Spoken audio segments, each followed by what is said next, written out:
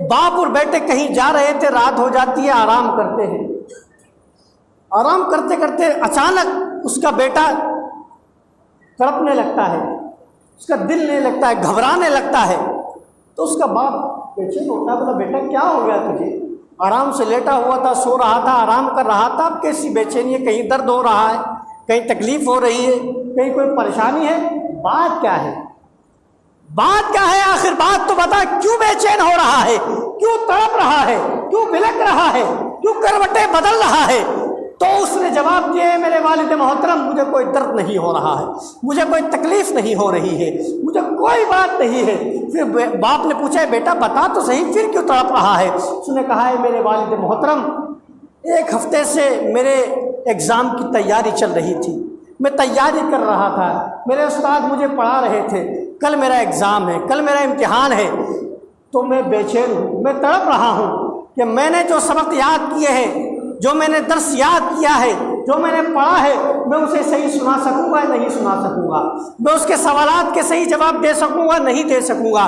اس کی بے چینی اور اس کی ٹینشن نے مجھے تڑپا رکھا ہے، مجھے بے چین کر رکھا ہے، میرا دل نہیں لگ رہا ہے، میں بے چین ہو رہا ہوں۔ جب یہ والی بات اس کا باپ سنتا ہے تو وہ بھی بے چین ہو جاتا ہے، وہ بھی تڑپ جاتا ہے۔ وہ اس بات پر نہیں تڑپتا، وہ اس بات پر بے چین نہیں ہوتا ہے کہ میرا بیٹا بے چین ہو رہا ہے ایگزام کے چکر میں، میرا بیٹا پریشان ہو رہا ہے امتحان کے چکر میں۔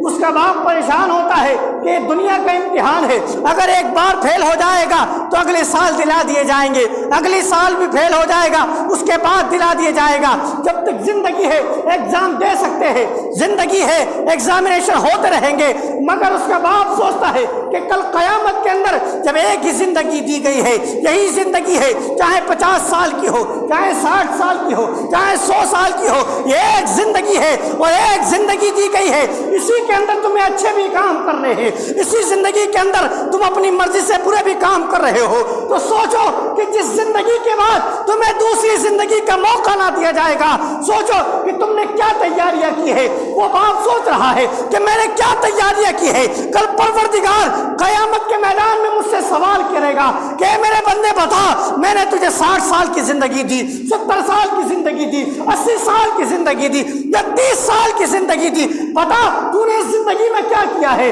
میں نے تجھے نماز کا حکم دیا، کیا تو نے نماز پڑھی تھی؟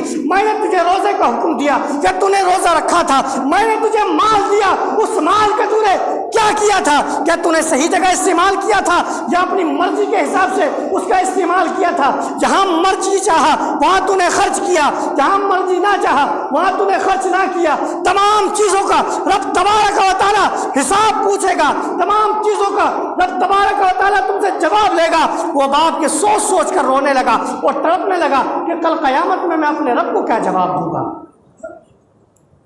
آج اللہ تبارک و تعالی نے جس چیز سے نوازا ہے، جس چیز کو دیا ہے، اس کا حساب کل قیامت میں ہونے والا ہے، اور ہونے والا ہے تو ہمیں چاہیے کہ ہم اس چیز کی تیاری کریں۔ اللہ نے فرمایا وَلْتَنْظُرْ نَفْسٌ مَا قَدَّمَتْ لِغَدٍ، اپنے آپ کا محاسبہ کرو کہ تم کر کیا رہے ہو، تم کر کیا رہے ہو۔ اپنے نفس سے پوچھو کہ اگر تمہیں کوئی نیکی کی طرف بلا رہا ہے، کوئی اچھے کام کے لیے کہہ رہا ہے اور تم اس کام سے رک رہے ہو، اس کام کو کرنے کی جگہ اپنے آپ کو دوسری طرف لے کے جا رہے ہو، تو اس کا مطلب یہ ہے کہ جو تمہیں سمجھا رہا ہے اس کی بات بھی تمہارے سمجھ میں نہیں آ رہی ہے، تو سوچے کہ تمہارا دل گناہوں سے کتنا لذت پا رہا ہے، گناہوں کی لذت میں تمہارا دل ڈوب گیا ہے کہ نہ تمہیں نیکیوں کی چنتا ہے، نہ تمہیں کوئی اچھے اعمال کی چنتا ہے، نہ تمہیں کوئی اچھے کام کی چنتا ہے۔